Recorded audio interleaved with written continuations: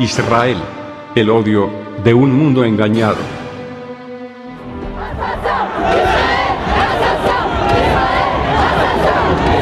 Mátenlo a todos, maten a los judíos, gritan en París.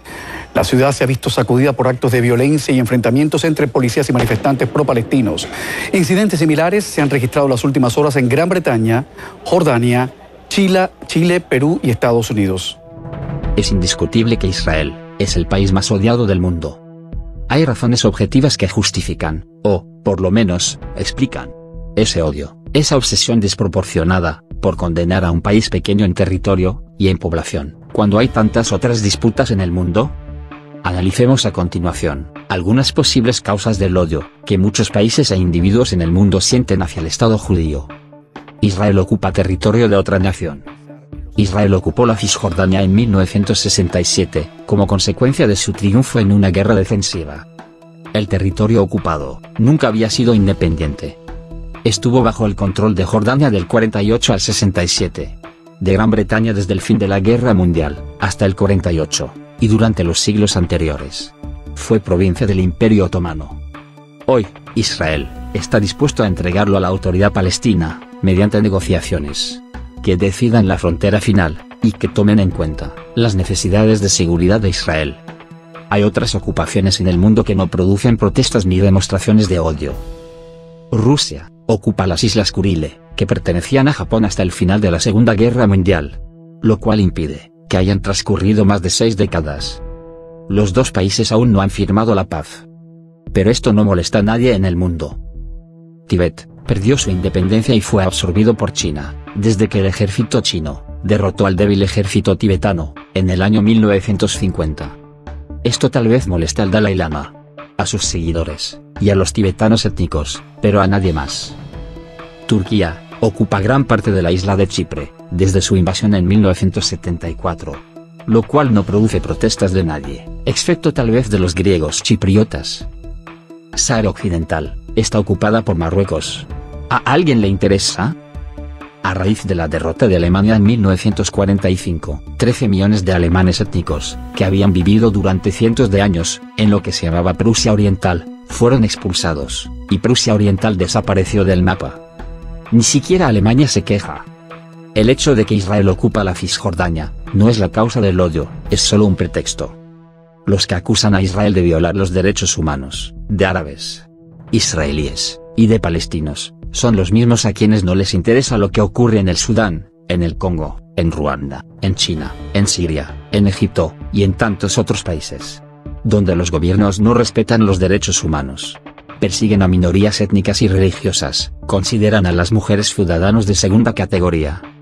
Acusar a Israel de genocidio y violación de derechos humanos, acto de la más pura hipocresía, que ignora a los verdaderos culpables, no es la causa del odio, es solo un pretexto. En las Naciones Unidas, hay 21 países árabes y solamente uno judío. Criticar o difamar a judíos no acarrea riesgos, por el contrario gana popularidad. Son pocos los conferencistas simpatizantes de Israel que son invitados a dar una conferencia. Los que expresan antipatía y odio son bienvenidos y aplaudidos en todo el mundo. Artículos que expresan simpatía y comprensión a Israel no son publicados, ya que los periódicos reservan sus espacios a columnistas que apoyan incondicionalmente a los palestinos. La primera pregunta, pues, es: ¿por qué tanta gente inteligente, cuando habla sobre Israel, se vuelve absurda? El problema que tenemos, quienes nos satanizamos a Israel, es que no existe el debate sobre el conflicto. Existe la pancarta, no nos cruzamos ideas, nos pegamos con consignas. No gozamos de informaciones serias, sufrimos periodismo de hamburguesa, como si fuese comida rápida, lleno de prejuicios, propaganda y simplismo. El pensamiento intelectual y el periodismo internacional ha dimitido en Israel. No existe. Es por ello que cuando se intenta ir más allá del pensamiento único, pasa a ser sospechoso, insolidario y reaccionario. Y es inmediatamente segregado. ¿Por qué? Hace años que intento responder a esta pregunta. ¿Por qué? Porque de todos los conflictos del mundo, solo interesa este. ¿Por qué se criminaliza a un pequeño país que lucha por su supervivencia? ¿Por qué triunfa la mentira y la manipulación informativa con tanta facilidad? ¿Por qué todo es reducido a una simple masa de imperialistas asesinos. ¿Por qué las razones de Israel nunca existen? ¿Por qué nunca existen culpas palestinas? ¿Por qué Arafat es un héroe y Sharon un monstruo? En definitiva, ¿por qué, siendo el único país del mundo amenazado con la destrucción, es el único al que nadie considera víctima? ¿Por qué no vemos manifestaciones en París o en Barcelona en contra de las dictaduras islámicas? ¿Por qué no hay manifestaciones en contra de la esclavitud de millones de mujeres musulmanas? ¿Por qué no se manifiestan en contra del uso de niños bombas, en los conflictos donde el Islam está implicado? Derrota del periodismo. Tenemos un mundo más informado que nunca, pero no tenemos un mundo mejor informado.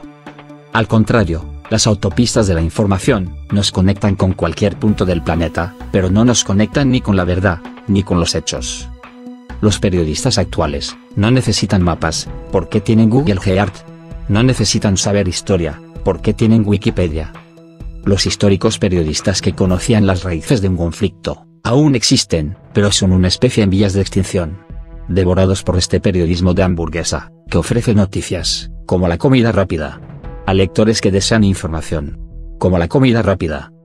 Israel es el lugar del mundo más vigilado, y, sin embargo, el lugar del mundo menos comprendido.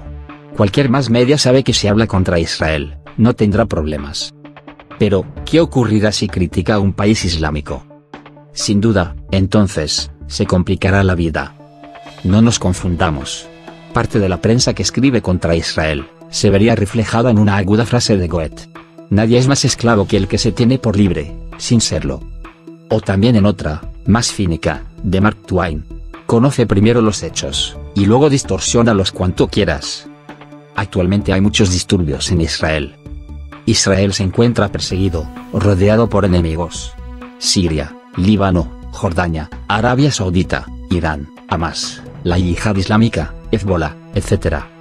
Pero este odio y persecución de Israel es solo un indicio de lo que sucederá en el final de los tiempos. Mateo 24 versículo 15-21.